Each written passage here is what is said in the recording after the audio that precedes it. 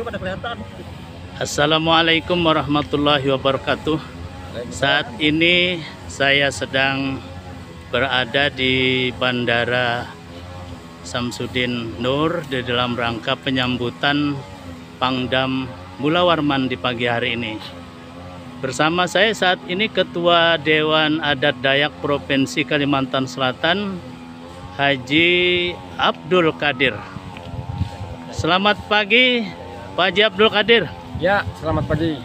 Bagaimana rencana penyambutan Pangdam di pagi hari ini? Apa yang akan ditampilkan oleh Dewan Adat Dayak Provinsi Kalimantan Selatan?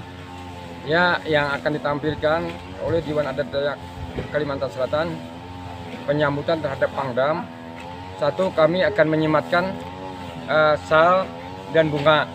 Yang kedua, kami melaksanakan pagar betis untuk penyambutan tersebut. Yang ketiga, kami akan dilaksanakan oleh tari-tarian sekaligus tamung tawawar.